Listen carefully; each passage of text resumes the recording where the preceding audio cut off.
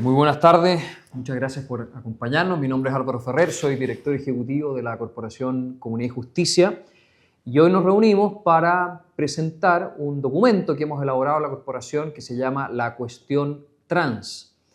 Esto a propósito de la discusión pública que se ha generado en Chile, como en otros países del mundo, a raíz de un reportaje que fue publicado en Bio Bio, elaborado por la periodista Sabine Drysdale, denominado Pubertad Interrumpida, en que ella cubría muchos casos y experiencias de menores de edad que por confusiones en su género o entre su sexualidad biológica y su autopercepción subjetiva habían iniciado caminos de transición, incluso hormonal, para adecuar su cuerpo según esa autopercepción subjetiva. Esto, como les decía, generó una gran discusión que sigue vigente en nuestro país, como en otros países, a propósito de la publicación del informe de la doctora Hilary Cass en Inglaterra. Nuestra corporación hace más de 3 años que ha venido siguiendo este dilema, podríamos llamar así, de personas que sufren con disforia de género y un activismo ideológico que, a nuestro juicio, tomando el sufrimiento de estas personas, los encausa por una vía irreversible de hormonización y eventualmente incluso de intervenciones quirúrgicas que son verdaderas mutilaciones. Y a propósito de esta investigación que hemos hecho durante todo este tiempo, tuvimos contacto con Sabine Drysdale, le dimos a conocer muchos casos de familias que han sido denunciadas ante la justicia, ante los tribunales de familia, por ni siquiera oponerse, por plantear dudas a las transiciones de género de sus hijos menores de edad. En Chile, por lo tanto, hay un gran problema.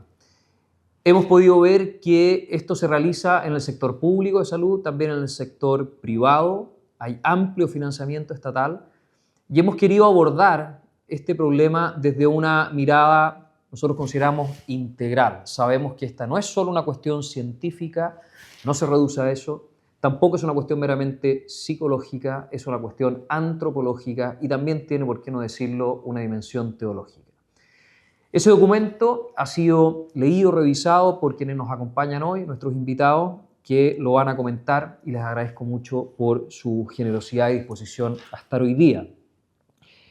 Los presento entonces. Partimos con Carolina Barriga. Ella es psicóloga de la Universidad de los Andes, magíster en Psicología Integral de la Persona por la Universidad Finisterre.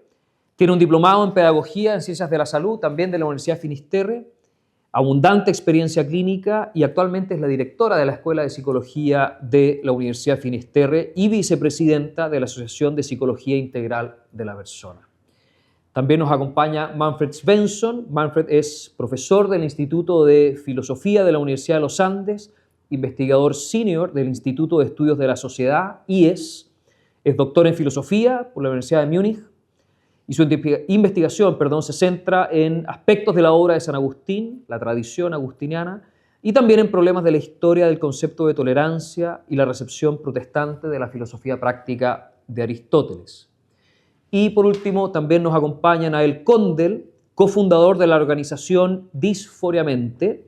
Nael es conferencista internacional y activista en favor de una salud mental libre de ideologías, es asesor de familias con casos de menores de edad autodiagnosticados con disforia acelerada o incongruencia de género. Nuevamente, muchas gracias por acompañarnos y sin más rodeos ni preámbulos, les voy a dar la palabra a cada uno de ellos para que con libertad puedan comentar este documento, partiendo por Manfred. Bien, muchas gracias Álvaro por la invitación, gracias a Comunidad y Justicia por la elaboración de este documento. Y no solo por la elaboración del documento, sino que, como mencionaba Álvaro, hay un trabajo constante a través de los últimos años y eso creo que hay que ponerlo de relieve porque esto ocurre en un contexto en el que muy pocas personas han estado dispuestas a estar reflexionando críticamente sobre lo que ocurre en este ámbito, en particular en nuestro país, ¿no? Tenemos un problema a nivel global con cómo enfrentarlo, cómo tener discusiones razonadas respecto a esto, pero en lo que se refiere a nuestro país es muy patente para nosotros lo difícil que esto ha sido, las pocas voces involucradas que hay en eso, y me parece que hay que destacar entonces cuando ha habido no solo una intervención ocasional, sino un trabajo constante en torno a eso. Y es notorio que no solo ha habido dificultad, sino que sigue habiendo personas interesadas en que esta conversación no sea posible, ¿no? Hace un mes la subsecretaria de Salud afirmaba que las políticas de enfoque afirmativo son una política de Estado, y esa frase terminaba con "en esto no hay discusión", o algo por el estilo, ¿no? Bueno, hay discusión, ¿no? Evidentemente, este documento es parte de una discusión global más amplia, y me parece que es importante ponerlo en el contexto de esa discusión nacional y global, ¿no? Mencionaba Álvaro algunos hitos en las dos esferas, ¿no? Uno puede tomar el informe CAS como un hito reciente a nivel global que ha animado la discusión, que ha repercutido algo en nuestro país, que en parte contribuyó a que la discusión acá se abriera, es una discusión que no existía en la prensa, por ejemplo. Y luego está el reportaje realizado por Sabine Trisdell, y luego la entrevista que le realizan también a ella, que contribuye a que definitivamente esa discusión se abra. Pero muy tímidamente, ¿no? Cuando uno dice que la discusión se ha abierto en Chile, esto quiere decir que se han publicado 4 o 5 columnas, 3 cartas al director en algún diario, que hay 2 o 3 organizaciones con escasa visibilidad realizando trabajo contra un aparato estatal muy fuertemente encargado de empujar la posición contraria. Yo creo que es importante poner este documento en ese contexto, ¿no? En ese contexto, digamos, ¿qué es lo novedoso de este documento? Bueno, que es la primera toma de posición extensa, ¿no? En términos críticos en la discusión nacional respecto de los enfoques transafirmativos. Digo extensa porque ha habido efectivamente intervenciones puntuales, columnas, reportajes, eso es distinto de publicar un documento de un par de decenas de páginas. Yo diría la primera novedad de este documento para efectos de la discusión nacional es esa. Aquí hay una toma de posición in extenso. Y la segunda novedad es que es una toma de posición que es informativa y que al mismo tiempo quiere poner todas sus cartas sobre la mesa, digámoslo así, ¿no? Es decir, quiere ser muy explícito el documento respecto de qué visión del ser humano y qué visión de la sexualidad humana es la que los anima al intervenir en esta discusión. 2 palabras sobre esto. Primero, esto tiene un carácter informativo también, ¿no? Al margen de la visión antropológica que transmite, que se encuentra sobre todo presente en el primer tercio. Es un documento informativo en el sentido de que hay una amplia discusión internacional que probablemente es conocida para las personas que están más intensamente involucradas con este problema, pero que para un amplio público no es conocida. Y este documento contribuye a poner discusiones al alcance de quienes estén interesados en Chile en abordar esto informadamente. Pone al alcance información sobre, en fin, el carácter invasivo de ciertas prácticas respecto de el grado de evidencia o la falta de evidencia sobre la cual esas prácticas descansan, en fin, etcétera. No voy a detallar nada de eso aquí porque ahí está el documento para que vayan, lo lean y vean cómo evalúan lo que el documento transmite, ¿no? Pero primero tiene esto, ¿no? Digamos 2/3 del documento tal vez podríamos decir tienen esa función de transmisión de las razones por las cuales hay justamente una discusión, ¿no?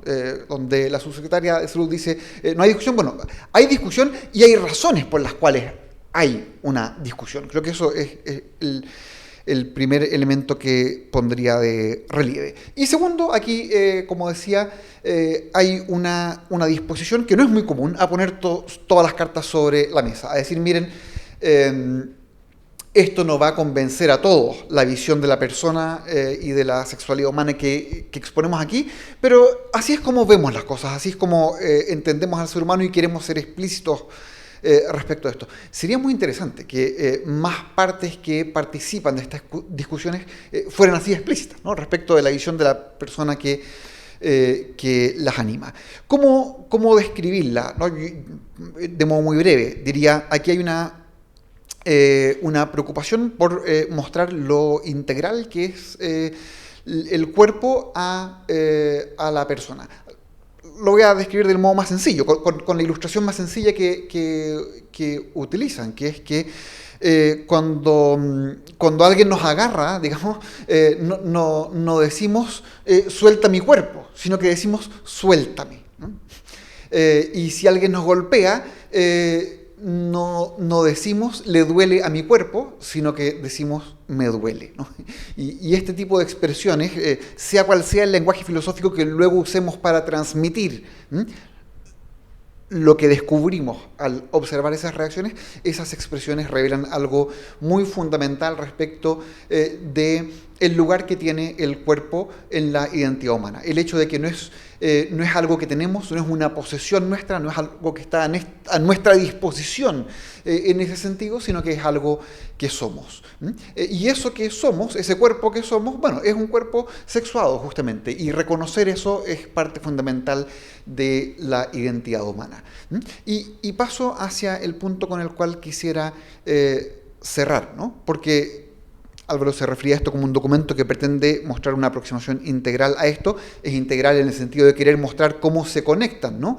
La literatura científica que reseñan con esta visión del ser humano. Uno podría decir, bueno, hay un punto de conexión, que es cómo comprendemos el daño.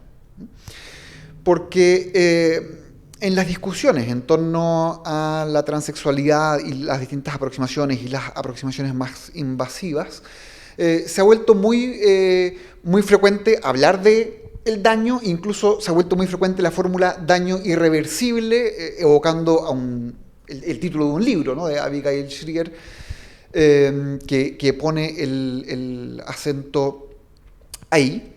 Pero claro, uno puede estar queriendo subrayar distintas cosas con esa expresión. Y es muy importante cómo uno entiende el daño, porque nuestra cultura es una cultura que tiende a pensar que el único criterio de orientación moral es el daño a terceros. Bueno, entonces es muy importante ver cómo se está entendiendo el daño en estas discusiones. Bueno, y cuando hay una visión antropológica como la que muy sucintamente acabo de reseñar, lo que uno está diciendo, entre otras cosas, es que, bueno, es dañino justamente aquello que atente contra ese lugar del cuerpo en la constitución de la personalidad humana, ¿no? Bien, con eso voy cerrando, tal vez con un único detalle, o más que detalle final, que es una advertencia respecto de la gran deuda que me parece que tienen las universidades hoy respecto a esto. ¿En qué sentido? No solo en el sentido de que ha faltado reflexión crítica respecto de estos asuntos, sino que en el siguiente sentido. En la medida en que haya una discusión más franca, va a aumentar el número de adolescentes, el número de padres que estén buscando profesionales que los puedan ayudar, que no adhieran a un enfoque transafirmativo. Y la pregunta es, bueno, ¿quién está formando esos profesionales? Hay gente formándolos, pero ¿se están formando de modo suficiente? Bueno, probablemente Carolina nos va a poder hablar más directamente de eso. Muchas gracias, Manfred. Seguimos entonces con Carolina. Bien, bueno, muchas gracias por invitarme. Yo quiero partir mi reflexión contando un poco que mi trayectoria profesional ha sido un poco atípica en la psicología, porque yo desde hace casi 20 años atiendo pacientes adultos y también hace casi 20 años soy profesora, por lo tanto he estudiado y enseñado psicología del desarrollo, que es psicología infantil en el fondo. Entonces la gente le llama mucho la atención porque dice, enseñas sobre los niños pero atiendes adultos. Y la verdad es que para mis pacientes ha sido muy provechoso este vínculo, porque uno se da cuenta de que al final muchos de los problemas que traemos a consulta en la adultez hunden sus raíces en la infancia. Entonces, hay que entender muy bien el desarrollo humano para entender lo que le pasa a las personas, no solo durante la niñez, sino también durante la adultez, ¿ya? Y voy a hablar un poco en este momento como especialista en psicología del desarrollo. Quiero irme por ahí en una reflexión muy breve. Y algo que quiero rescatar del texto es esta distinción que hace entre teorías de género y disforia de género. Creo que eso es una distinción muy esencial que hace el texto, porque realmente son dos cosas que podríamos decir casi corren en paralelo, ¿ya? Hay como una falsa asociación entre esas dos cosas, como decir, bueno, si yo reconozco que la disforia de género existe y que las personas están sufriendo, entonces tengo que adherir a las teorías de género, y eso es totalmente falso. Y quiero tomar ese punto a propósito de un elemento que desarrollan en el texto, que es respecto, y acá tomo un elemento filosófico de los que plantean, que es el concepto de naturaleza humana. Y ahora les voy a explicar por qué me agarro por ese carril. En las teorías de género, como bien dice el texto, hay dos corrientes principales de las teorías de género que intentan explicar la sexualidad humana, sobre todo en su aspecto más psicológico, subjetivo, los roles sexuales, las preferencias sexuales. Uno de ellos, que es quizá el más conocido, identifica lo auténtico en el ser humano, el self, como dice la psicología, el yo, con nuestro aspecto subjetivo, tanto en la sexualidad como en cualquier otro en realidad. Y el aspecto objetivo queda como un dato bastante irrelevante cuando tratamos de identificar lo esencial de alguien. Sobre todo en cuanto a la sexualidad, ese self o esa subjetividad se expresa como un sentimiento. Es decir, yo me siento hombre, me siento mujer.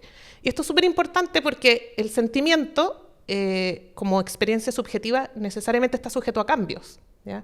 No es estable lo subjetivo, lo psicológico es de por sí moldeable, digamos, en base a nuestras experiencias, a un montón de cosas que nos van pasando.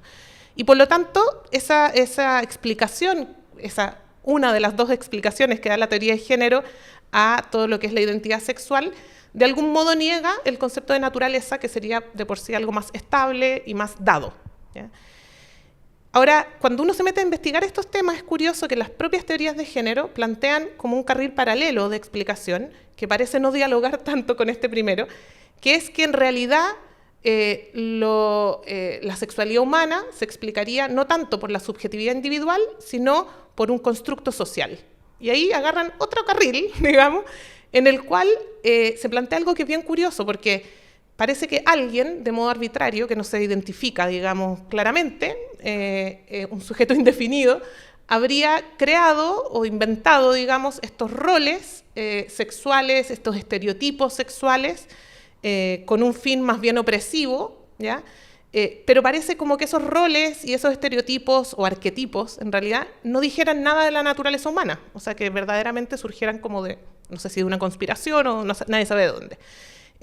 Y entonces, de algún modo, esta explicación cultural de lo que significaría la sexualidad, también, en un modo paralelo y distinto, llega a un punto en común con el anterior, que es negar la naturaleza humana.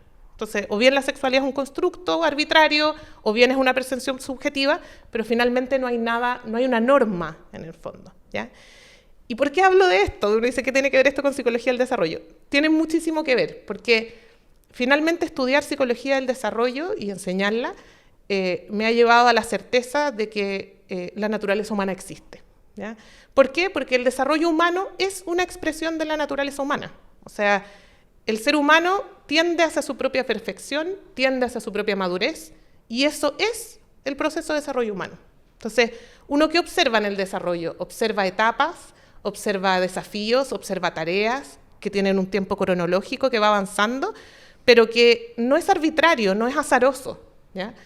Sino que, de hecho, la mayoría de las tareas importantes son universales, es decir, trascienden incluso lo cultural. Obviamente pueden haber matices culturales en el desarrollo, pero lo que uno estudia propiamente como psicología evolutiva es precisamente eso, que no es cultural, sino que es universal, ¿ya?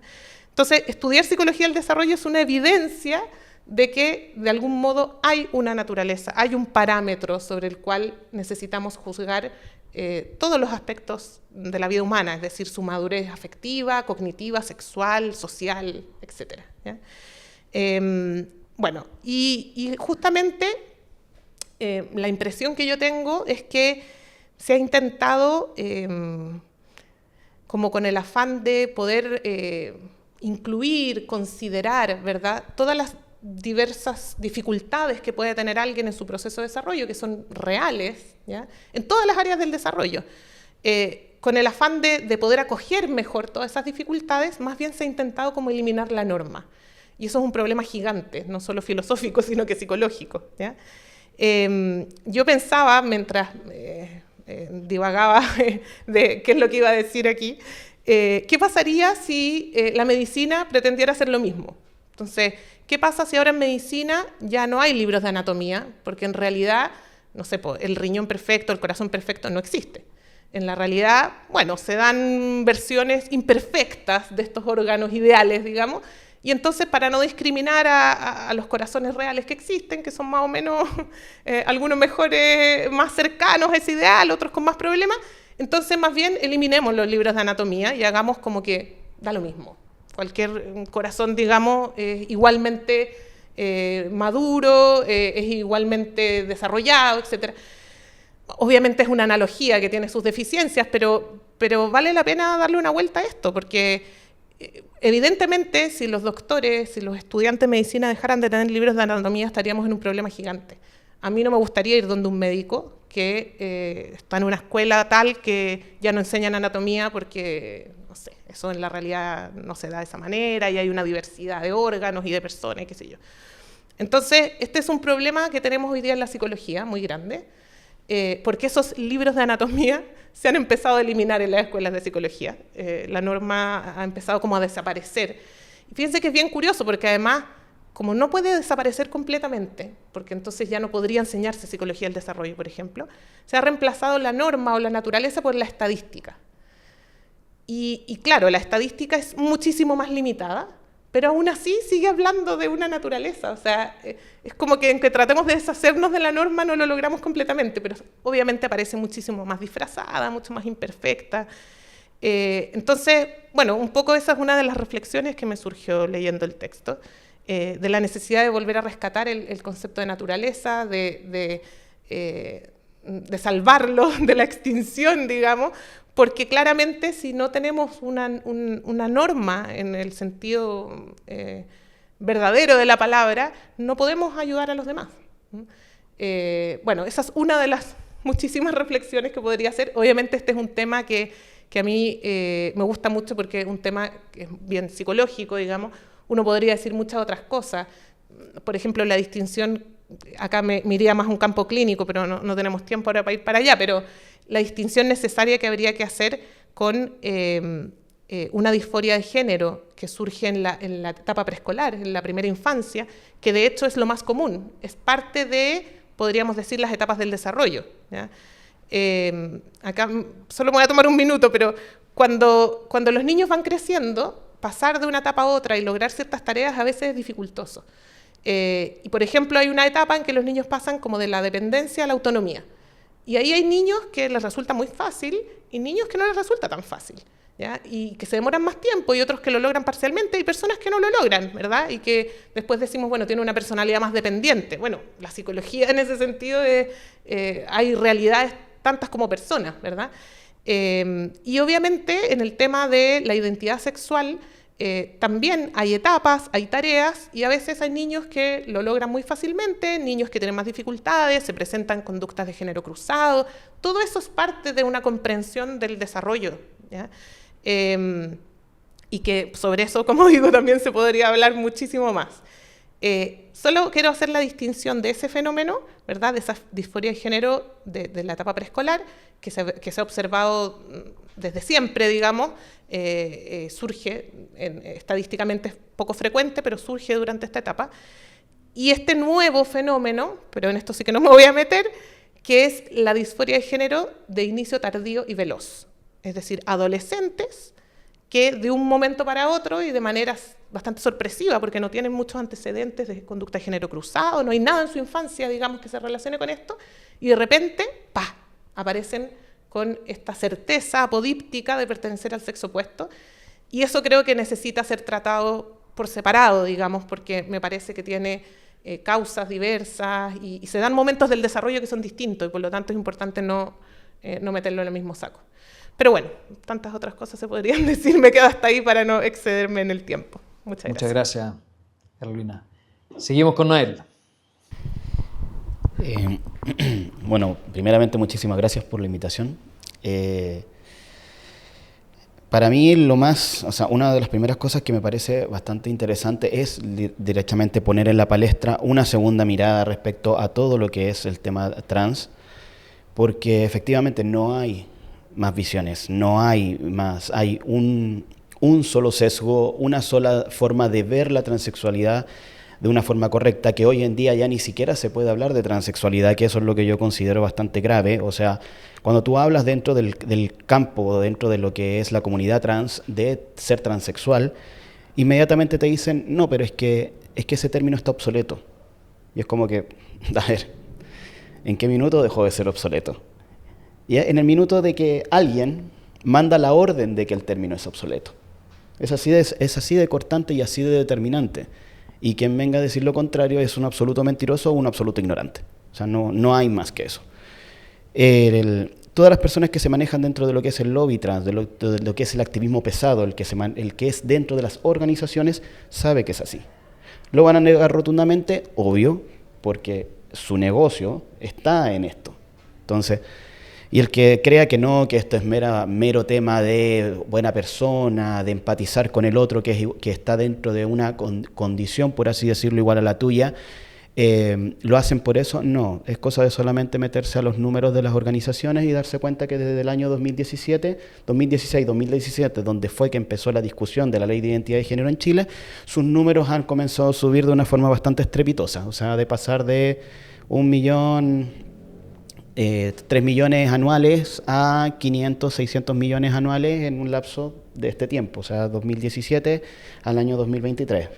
Ojalá así subiera mi sueldo, pero no es así la situación. Entonces, uno empieza a ver ciertos patrones tanto de discurso como de conducta y también de cómo les va mejorando la vida a estos activistas, a medida de que tú vas viendo, al contrario de lo que vas viendo dentro de la propia comunidad, donde literalmente la vida de la comunidad, primero que la comunidad ha ido creciendo de una forma exponencial igualmente, sobre todo a ojos de redes sociales, no necesariamente de forma de verdad social,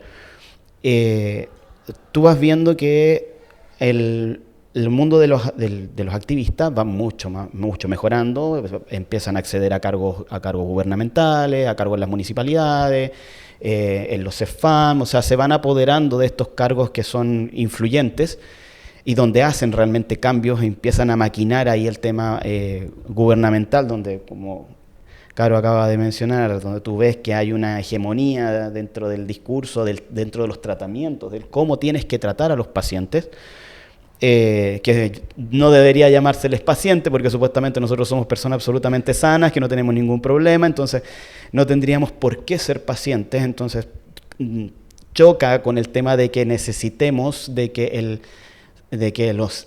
la salud pública se haga cargo de nosotros. Entonces, a ver, como si esto es algo absolutamente normal, de naturaleza humana y que naces prácticamente siendo trans, entonces ¿por qué necesitas que el sistema público se haga cargo de ti?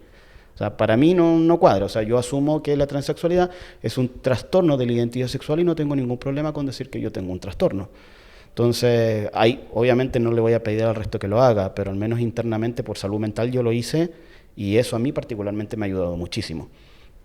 Entonces, porque también te permite poder ir asumiendo todo lo que va pasando como algo que no es natural, y como no es natural, entonces pides ayuda y buscas la mejor ayuda.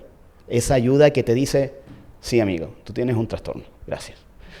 Vamos a tratarlo. Y como tú también bien decías, esto se radica en la infancia y en lo que te rodea durante tu infancia, durante tu primera infancia, tus ejemplos a seguir, lo que tú vas observando, con quién te identificas, qué cercanías tienes, cuál es tu medio ambiente, cómo te trata ese medio ambiente, cómo lo absorbes, porque los niños son unas esponjas. Entonces, eso, a medida que va pasando el tiempo, en el caso que se desarrolla un trastorno de la identidad sexual, si no se ataja a tiempo, por así decirlo, aún así la gran mayoría lo supera y sigue y se adecua a su naturaleza y continúa así, como bien se dice también en este texto. A diferencia que un pequeño porcentaje que somos los que persistimos en el trastorno y que vemos la forma de conllevar nuestra vida, sea con tratamiento psicológico, con algún tipo de cambio estético normal, que podría ser un corte de pelo, una forma de vestimenta, quizás una forma de moverse estéticamente hablando, o los que llevamos esto más al extremo, que ya empezamos con los tratamientos hormonales, con las cirugías, etcétera, etcétera. Pero la realidad es que todo lo que nosotros hacemos es un experimento. O sea, ni siquiera en el caso de los adultos hay suficiente pruebas científicas o exámenes que te puedan decir, o estudios, perdón, que te puedan decir, ¿sabes qué? Sí, esto es seguro. Sí, tú puedes utilizar, no sé, por el caso mío, siendo biológicamente mujer, usar testosterona de forma consecutiva durante el largo tiempo no te va a generar ningún problema. Esto es al contrario, o sea, nadie te puede decir eso. Todos los estudios que se han hecho, ninguno ha podido demostrar que esto sea efectivamente saludable, por así decirlo, o que sea inocuo al menos. Si bien algunas personas tenemos la suerte, por decirlo de una forma, de no presentar mayores repercusiones físicas, las repercusiones psicológicas sí o sí vienen. Y eso es lo más grave. Por eso sí explica las altas tasas de suicidio. No así lo que el mundo del lobby trans te dice, que todo esto va ligado netamente a una no aceptación social.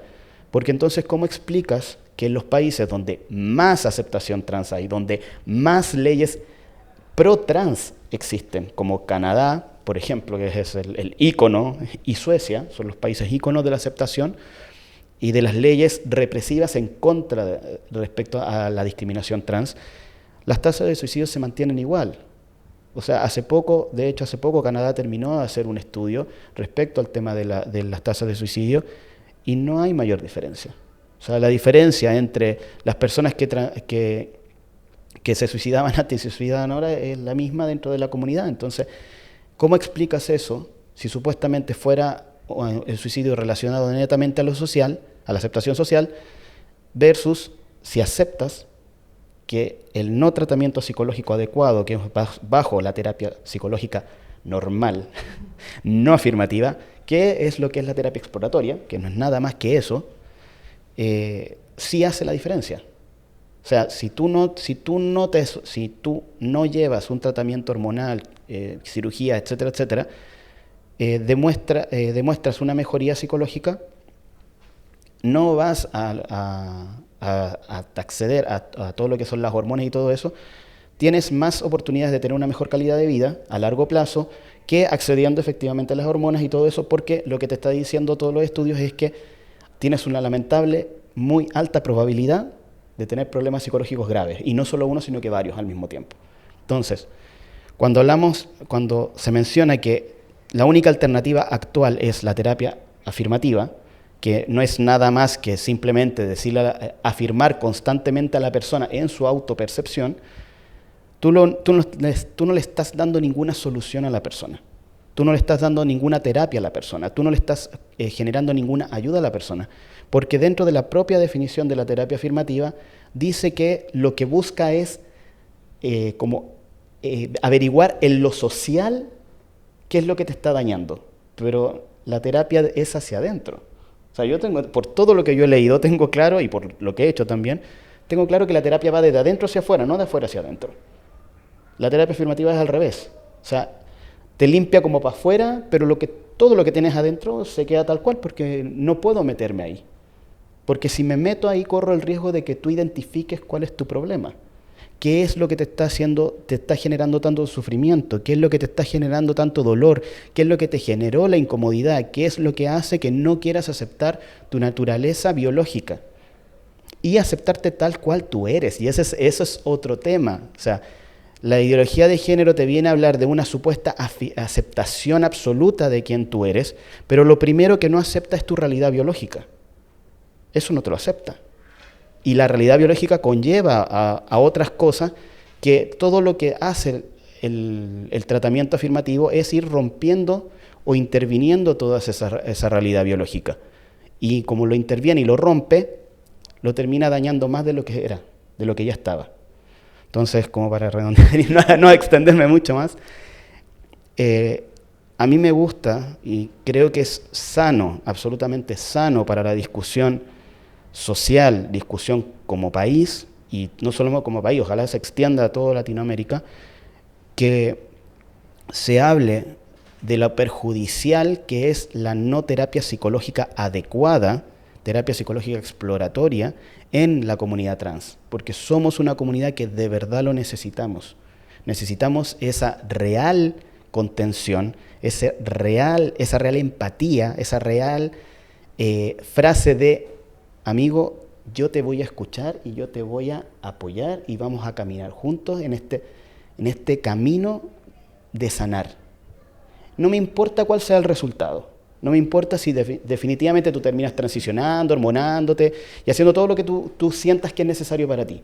Pero primero veamos qué es lo que realmente te pasa, qué es lo que realmente te genera todo este rechazo a quien tú eres, porque tú eres esto. Esto no es disociativo como tú bien decías a ti. Esto no es un cuerpo que yo vengo y cambio y modifico como se me da la gana. Esto nació contigo y se va a morir contigo. Veamos o intentemos al menos que ese dolor que sientas sea un poquito menos. O sea, yo quiero que esa sea la discusión. No que siga siendo hay que cambiar todo porque lo que está mal. Y está mal porque el resto del mundo te hace sentir que está mal. Nuevamente muchas gracias a cada uno por sus comentarios, sus reflexiones. Manfred, yo quería preguntarte lo siguiente. Pareciera que el sentido común ha sido dejado de lado. El sentido común ha pasado a ser, y esto es un lugar común, el menos común de los sentidos. Algo tan evidente como que los hombres son integralmente hombres y las mujeres son integralmente mujeres, hoy día forma parte, y sin exagerar, de lo que podría ser denominado un discurso de odio.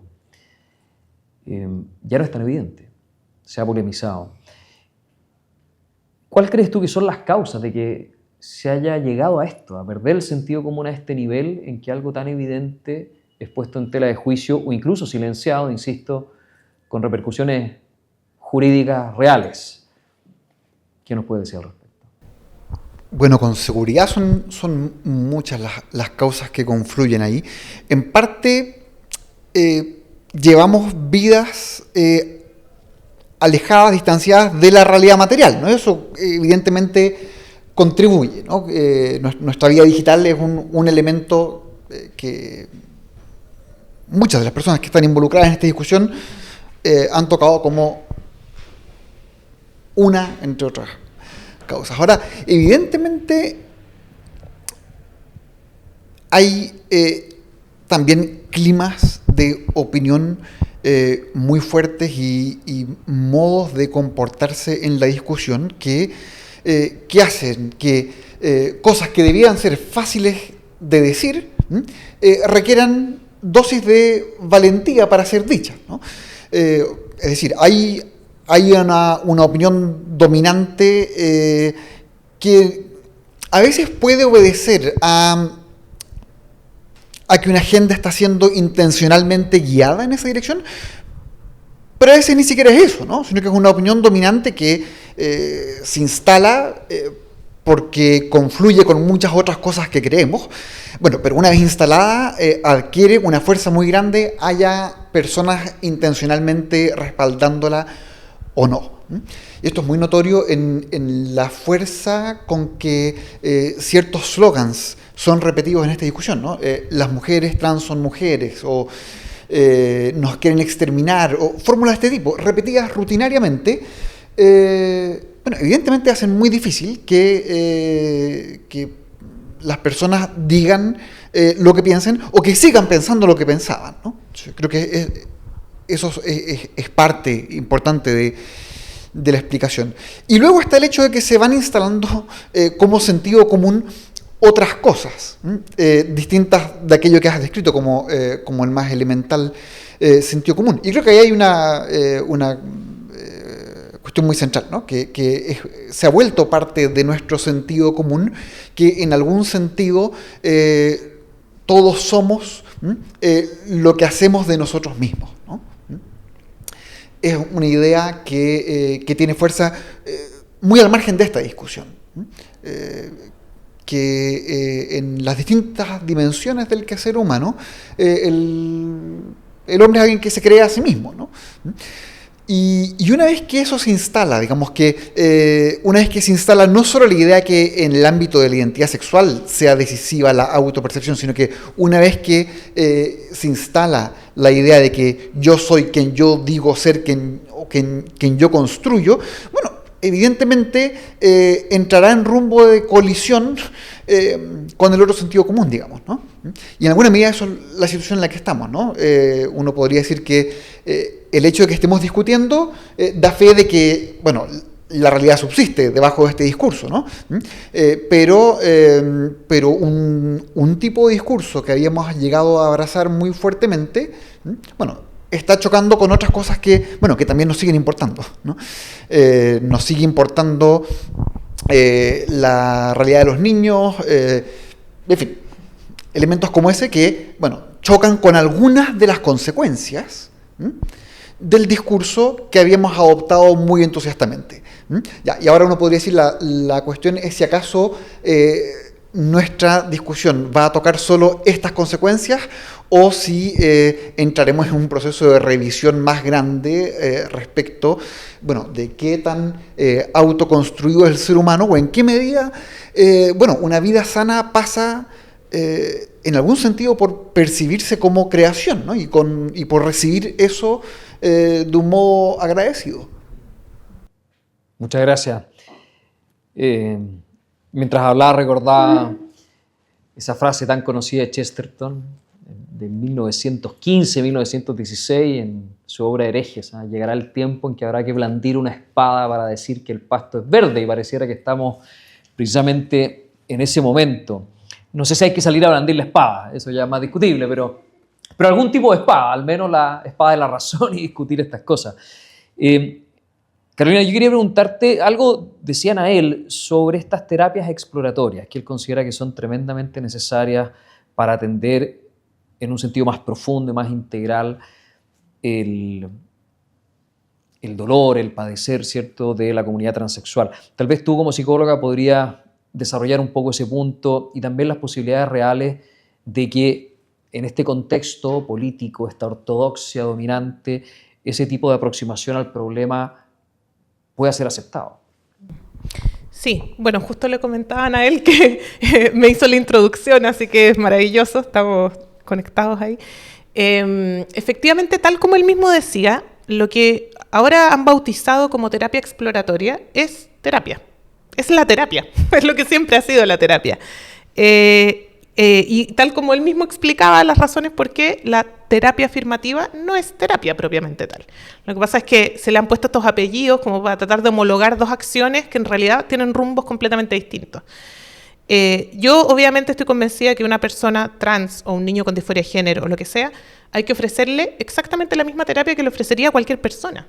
O sea, la terapia tiene un objetivo que es único, porque en el fondo los seres humanos compartimos una naturaleza, un destino de madurez, de salud, de plenitud, y el objetivo, o uno de los objetivos principales de la terapia, por eso ya no digo exploratoria, digo de la terapia en general, es efectivamente ayudar a la persona a encontrar las causas de aquello que la hace padecer.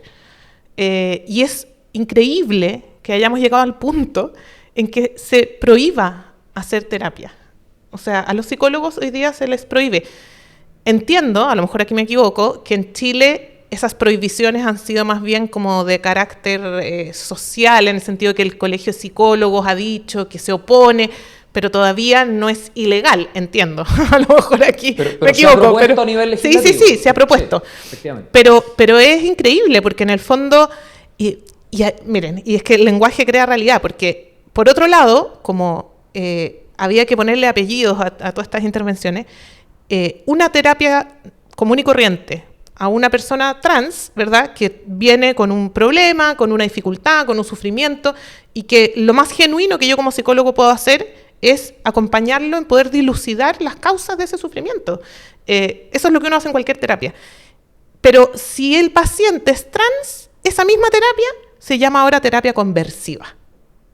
Y uno dice, ¿pero de qué están hablando? O sea, ¿por qué? Bueno, porque una consecuencia posible, que de hecho el objetivo de una terapia nunca es un final determinado, digamos. O sea, en cada caso habrá que ver qué es lo que le pasa a ese paciente y cómo poder ayudarlo y qué es razonable esperar que suceda. Un pronóstico son totalmente distintos, como tantas personas existen. Entonces, claro, esta supuesta terapia conversiva es porque se supone que el objetivo de esa intervención es como coercionar, forzar a la persona a que cambie de idea. Ninguna terapia tiene ese objetivo, es absurdo. Ahora, si la posibilidad de cambio no puede existir, ¿para qué existe la terapia?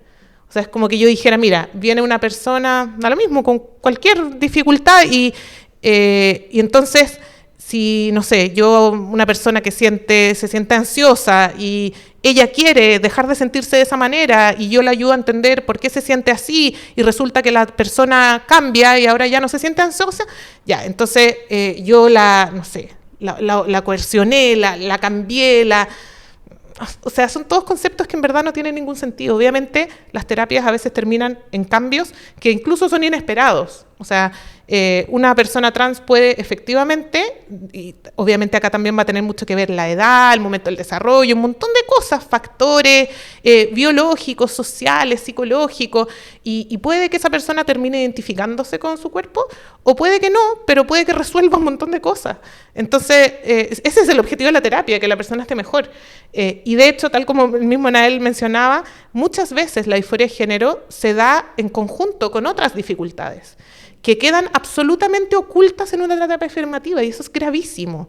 O sea, ¿por qué? Porque un niño con disforia de género puede tener, de hecho tiene, muchas más altas probabilidades de tener un cuadro depresivo o de tener el TEA, que se le dice ahora que es trastorno del espectro autista, u otras condiciones que si cuando este niño llega y dice, mira, lo que pasa es que yo creo que soy hombre o que soy mujer, yo lo único que puedo hacer es decirle sí, y no puedo hacer nada que es propiamente terapéutico, estoy haciendo un perjuicio a esa persona, porque realmente no estoy ayudándolo a enfrentar incluso las cosas que puedan venir acompañadas de o comórbidas y a lo mejor su disforia de género, que de hecho en la grandísima mayoría de los casos remite durante la infancia, pero bueno, a lo mejor en ese caso no va a remitir, pero la terapia cumplió su propósito, que fue explorar, que fue acompañar, sanar, a lo mejor va a mejorar su autoestima, su autoconocimiento, un montón de cosas, sus relaciones sociales,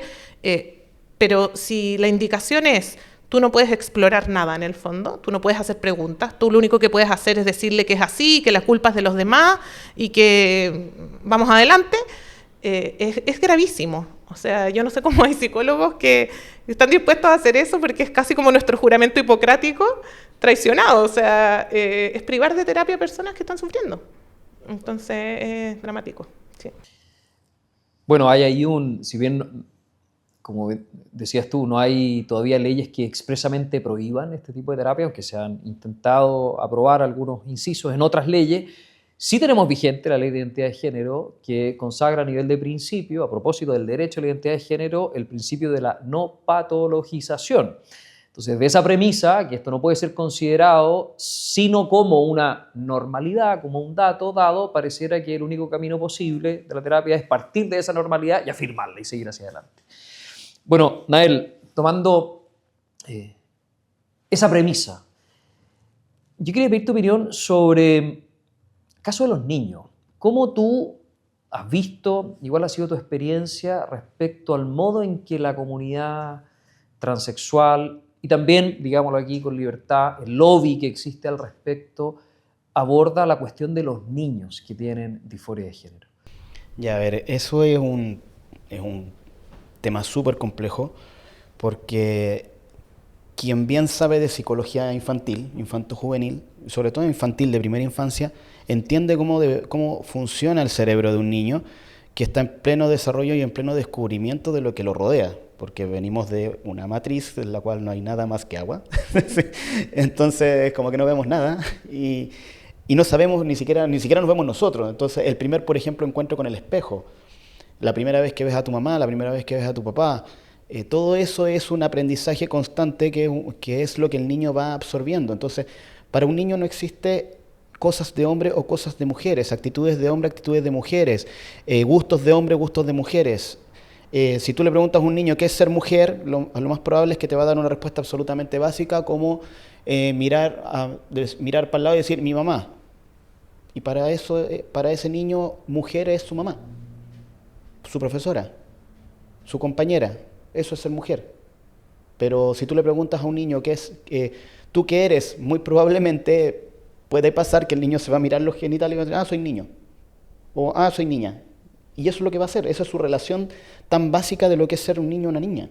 Entonces, si tú entiendes que eso es así piensa un niño, no le vas a dar esa carga ideológica tan fuerte que le están dando hoy a los niños y es prácticamente como, no sé, para mí una locura, darle la responsabilidad al niño de saber a ciencia cierta qué es ser un hombre o qué es ser una mujer y poder decir yo soy hombre o yo soy mujer tan fuerte como lo diría un adulto a un niño de 3, 4, 5 años, incluso te lo extendo hasta los 12. O sea, tranquilamente entendiendo cómo se desarrolla el cerebro de un ser humano y las diferentes etapas que va teniendo. Entonces, bajo eso, sabiendo eso, tú entiendes que un niño que te diga soy una niña, dependiendo cómo te lo diga, el contexto de la situación, el contexto familiar del niño, tú puedes sacar un montón de conclusiones respecto a eso con solamente escuchar al niño y mirar su entorno, que es lo que hace la psicología infantil. La psicología infantil no solamente trata al niño, sino que trata al entorno, trata a los papás, trata a los hermanos, para entender qué es lo que está pasando con el niño y cómo el niño está absorbiendo eso.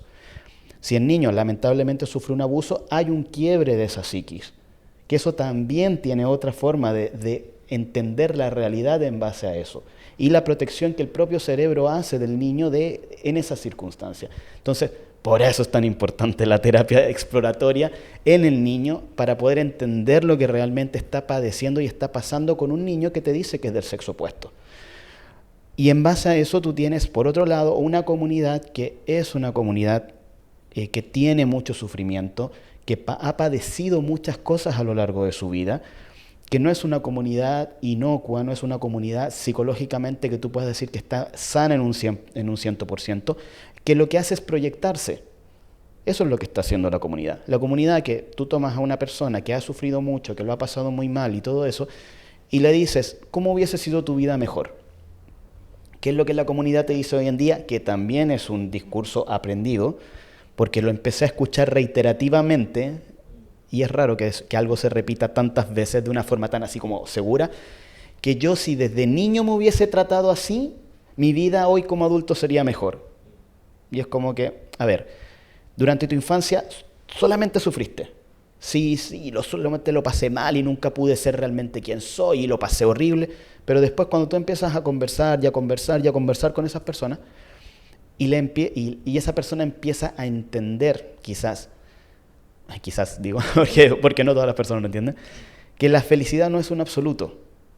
O sea, no es que tu vida siempre es feliz. La gente que es pobre dice, no, es que si yo fuese millonario sería feliz. No, porque tú conoces millonarios que se suicidan y lo pasan muy mal. Porque la plata no es una felicidad, no es la felicidad. Entonces, cuando tú a una persona le empiezas a preguntar, que es la terapia exploratoria, y empiezas a preguntar y a indagar, te das cuenta que esa persona empieza a darse cuenta que su vida no siempre ha sido mala. Han habido circunstancias muy feas que lo ha pasado, bullying escolar, acoso, abuso incluso, y muchas otras situaciones que lo puede haber pasado mal, abandono. Y claro, ¿qué hace? Con el discurso que empieza este lobby, le hace entender como que toda su infancia fue horrible, toda su adolescencia fue horrible porque no podía ser quien realmente es. Que esa es la frase que lo van a encontrar, pero a todos lados. Y esa persona se termina creyendo eso. Pero cuando se meten a una terapia exploratoria se dan cuenta que no, que su vida igual tuvo matices felices. Solamente que no eran capaces de verlo, porque supuestamente como no eran trans en ese momento, entonces como no eran trans y no habían asumido su identidad trans, entonces no podían ser felices. hasta que salieron del closet trans y realmente fueron felices y se enfrentaron al mundo y dijeron yo soy así porque yo siempre he sido así. Entonces, finalmente lo que la comunidad hace es una proyección en los niños y la lobby lo que hace es un aprovechamiento de esa proyección y de ese sufrimiento. Porque ellos viven de esto. Entre más personas se identifiquen como trans, más probabilidades de que ellos se mantengan en lo que se mantienen y que los sigan manteniendo quienes los están manteniendo. Entonces, lamentablemente, la comunidad está cayendo en un bucle muy malo, muy peligroso, de subirse a este carro, de proyectar sus sufrimientos, sus padecimientos y sus frustraciones en los niños para acarrear a los niños hacia ese lugar, porque este bucle lo único que nos va a llevar es a un real odio social, una odiosidad. En este momento, lamentablemente, la comunidad está generando una odiosidad que antes no existía. Tú hace unos, creo que 10 años atrás, la comunidad se reía de la propia comunidad. Había mucha broma, sobre todo con el tema del travestismo, de los show drag y esas cosas. Tú te reías, lo pasabas bien, la gente, toda la gente, no solamente la comunidad LGBT, toda la gente se podía reír de eso, todos podíamos bromear con eso. Hoy en día no. Hoy en día una persona heterosexual, un heteronormativo, como les gusta ponerle nombre a toda la cosa y bien rimbombante, no puede bromear con el tema travesti, no se puede reír no sé, pues, del show de la botota. No se puede reír, o no puede hacer chistes respecto al travestismo. Antes sí. Antes cualquier humorista podía hacer show respecto a los gays, a las lesbianas, a los trans, al travesti. Hoy en día no, hoy en día eso es discurso de odio. Pero ellos sí se pueden reír del resto del mundo. O sea, ellos sí pueden bromear con la ama de casa, ellos sí pueden reírse de la maternidad, de la religión ni hablar. O sea, ahí la bomba. Pero porque antiguamente, aunque no les gustara, si bien habían actos de discriminación, sí, había gente odiosa respecto a la comunidad, sí, siempre lo va a haber. Pero hoy en día están generando una odiosidad mayor porque se metieron con los niños. En vez de realmente preocuparse por los niños, siendo realmente conscientes de que hay que cuidar a los niños, están cayendo en esta proyección del sufrimiento en los niños, atrayéndolos a una comunidad que no es una comunidad para niños. Eso es lo que está pasando. Muy interesante lo que tú dices y especialmente esto de el sentido del humor y cómo está absolutamente prohibido hoy día reírse de ciertas cosas. Por cierto que nadie promueve un humor malsano, humillante, derechamente discriminatorio, en un sentido injusto, pero un humor liviano. Chesterton decía que un chiste es más poderoso que 10.000 argumentos. Y claro, ya no podemos hacer buenos chistes sobre ninguna realidad porque está prohibido pensar al respecto o tener una aproximación distinta a esa ortodoxia dominante. En razón del tiempo quiero hacer una pregunta final y para que cada uno pueda abordarla desde su perspectiva como le parezca más cómodo. Y es que se ha ido abordando en esta pequeña conversación la relación de la persona humana con su cuerpo. Y entendiendo que el cuerpo no es una parte, no es un accidente, no es algo que me sobreviene o que me pongo o me saco, sino que es coprincipio, ¿cierto? Constitutivo. La persona integralmente es cuerpo y alma, y ese cuerpo, como decía Manfred al inicio, es un cuerpo sexuado. Desde, insisto, la perspectiva de cada uno, ¿cómo creen ustedes que es posible avanzar hacia una, comillas, reconciliación de la persona con su cuerpo? Partimos con Manfred. Bueno, lo primero es reconocer que las reconciliaciones son algo bueno, ¿no? En medio de estas discusiones sobre qué terapias privilegiar, hay gente que mira la reconciliación con sospecha, ¿no? Como si eso fuese una negación de la identidad del paciente en ese caso, ¿no? Y yo lo primero que hay que decir es no, pero por supuesto es más exitosa aquella terapia que logre mayor reconciliación. Bueno, y cuando es lograda parcialmente o cuando no es lograda, bueno, hay que hacer todo lo posible por seguir acompañando a quienes no lograron eso o lo lograron de un modo muy parcial, ¿no? Pero por supuesto el objetivo es que uno logre eso, ¿ya?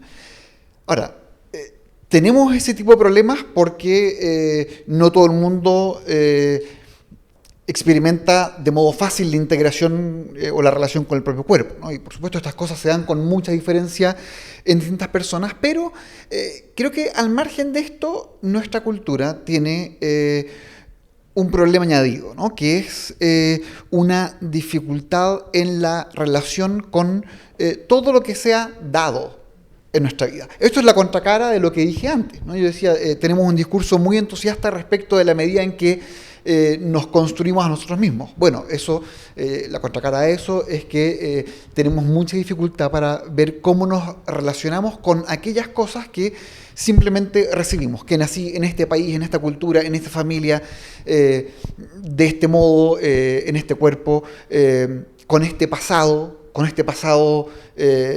familiar o con este pasado personal o con este pasado occidental o lo que fuere, ¿no? Todo eso son cosas dadas de algún modo, muy distintas unas de otras, ¿no?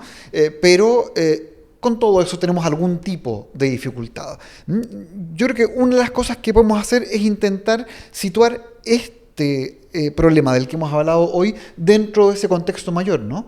Y ver que hay que recuperar una mirada que nos permita relacionarnos con todas esas dimensiones de un modo sano. Y relacionarse de modo sano no significa decir todo está bien en lo dado, ¿no?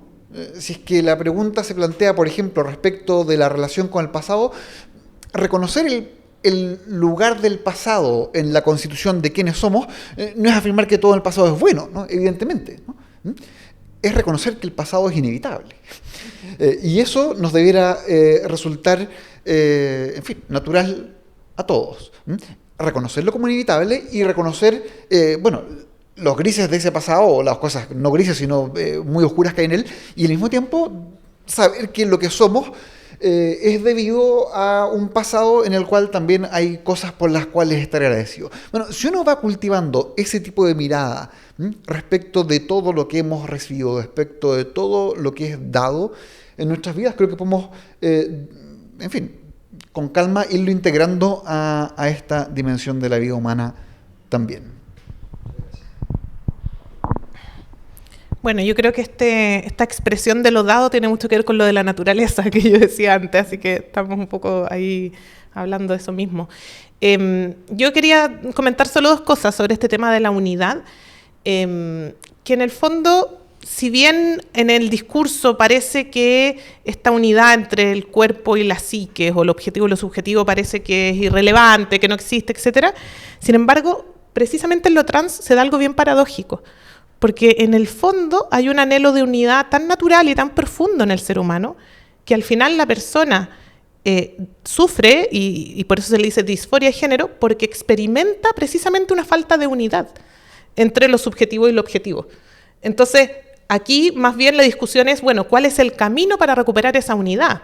¿Modifico el cuerpo o modifico la psique, por decirlo de alguna manera, verdad? Pero ¿cómo logro reconciliar? Entonces, incluso en las terapias afirmativas y en todos los propuestos, al final hay un reconocimiento de que la unidad es natural y que todos la buscamos.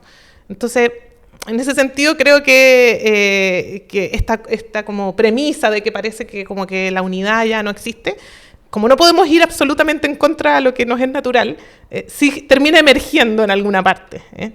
Y respecto de cuál es el camino, o sea, a qué darle primacía, digamos, como si a nuestra percepción objetiva, subjetiva, etcétera. Yo creo que en otras áreas la psicología, antes de que el tema de la sexualidad se volviera tabú, porque hoy día es excepción a todas las reglas, o sea, lo que yo haría con cualquier otro paciente con mayor sentido común, cuando el tema es sexualidad ya no se puede aplicar, o sea, ya no se aplica ninguna regla. Pero, por ejemplo, en nuestra relación con el cuerpo, pensando como en nuestros elementos más básicos corporales, que son la sexualidad y la alimentación, la psicología también tiene un campo gigante en el cual trabaja con algo que también es biológico, corporal, que es la alimentación. Y ahí también se dan a veces disforias, o sea, en el sentido de que hay una disconformidad entre lo que yo percibo y lo que objetivamente mi cuerpo es. Y jamás se ha propuesto que la primacía la tenga la percepción subjetiva, sino que más bien se intenta ayudar a la persona a que logre reconciliarse con su cuerpo, ¿verdad? Y con la realidad biológica que tiene, en su peso, bueno, en fin, en su cuerpo, la dismorfia, hay fenómenos ahí clínicos, ¿verdad? Entonces, me parece que al menos no podríamos afirmar que el camino obvio o el único camino, o sea, porque parece como que de darle primacía como a lo subjetivo fuera como una regla que se aplica siempre, digamos, como que es la regla, como que ahora ya todos tenemos claro que en el fondo la salud o la reconciliación solo es posible a través de la preeminencia de lo subjetivo. Pero de hecho, en otras áreas que tienen que ver con nuestro cuerpo o con nuestra unidad corporal, esa regla no se aplica hasta el día de hoy. Entonces me parece que al menos hay un espacio como para decir, bueno, parece que esta regla no es tan universal, no parece tan obvio o necesario que ese sea el único camino para buscar esa unidad. Eso. Bueno, está complicado para mí eso. Pero yo al menos lo que he ido aprendiendo es que, si bien, dependiendo del camino de la persona y la complejidad que este camino haya llevado a que la persona tomara ciertas decisiones, a pesar de que uno pueda hacer estos cambios para intentar modificar, adaptar lo que es el físico a la psiqui, lamentablemente la psiqui siempre te va a estar recordando y dando chispazos de cuál es la realidad biológica. Entonces, por eso es que se necesita llegar a esta reconciliación o al menos aceptación del cuerpo. Si bien el trastorno te lleva a estar más tranquilo, con así decirlo, con tu imagen corporal frente al espejo, en el caso de una persona trans que necesita psicológicamente ver frente al espejo una imagen del sexo opuesto, esta imagen se puede haber generado por múltiples circunstancias. Y dentro de esas múltiples circunstancias pueden haber múltiples formas de evitar este cambio. Pero cuando ya llega un punto en que este pensamiento se ha mantenido durante tanto tiempo o esta solución para la mente ha sido tan fuerte durante tanto tiempo que ya la única solución es la modificación, aún así sí yo siento, y lo he vivido en carne propia, una necesidad de aceptar el propio cuerpo tal cual es, para poder ir también aceptando que todo lo que tú te vas haciendo es absolutamente imperfecto.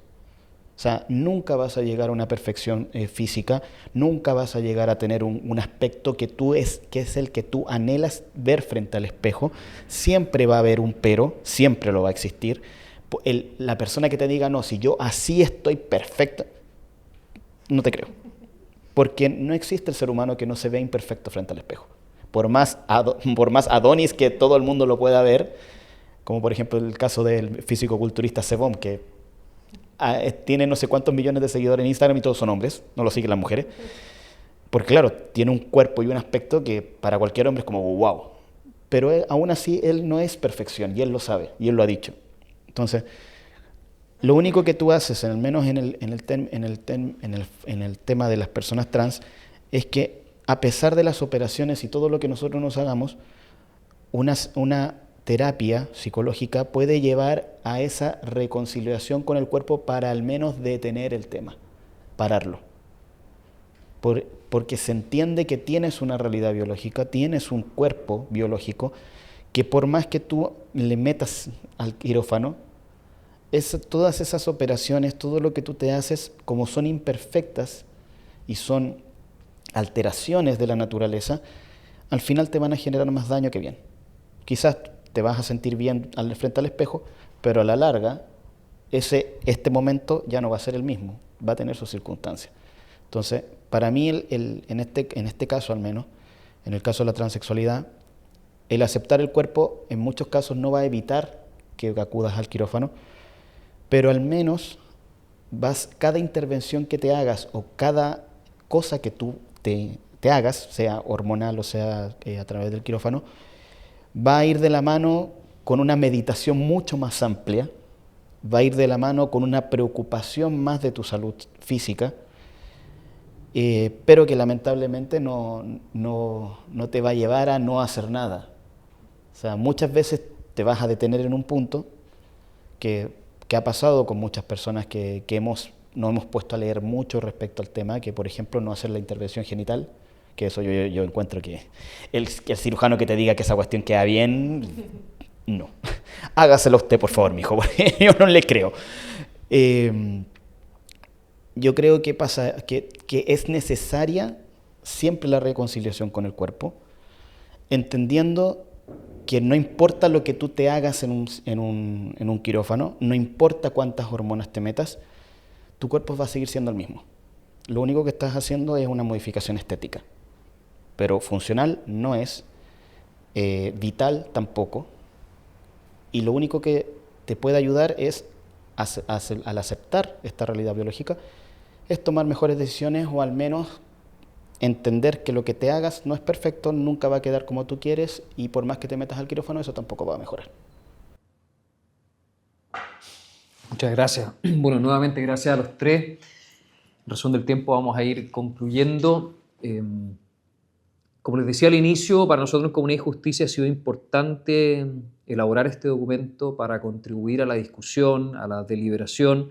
Como bien decía Manfred, lo hacemos desde una toma de postura muy explícita que nos parece no solo es honesta, sino que también necesaria. Tenemos la profunda convicción de que, a propósito de lo dado, hemos recibido nuestro ser personal, corporal y sexuado por un don y para el don. Y nuestro documento quiere contribuir, insisto, a una reflexión, no para agotarla, sino para poder llevarla adelante con altura de mira. Nuevamente muchas gracias Carolina, Nael, Manfred, por su tiempo, por compartir con nosotros lo que han vivido, lo que han pensado, lo que han estudiado sobre esta materia. Invitamos a todos quienes van a ver este capítulo a poder revisar este documento y seguir discutiendo al respecto. Muchas gracias.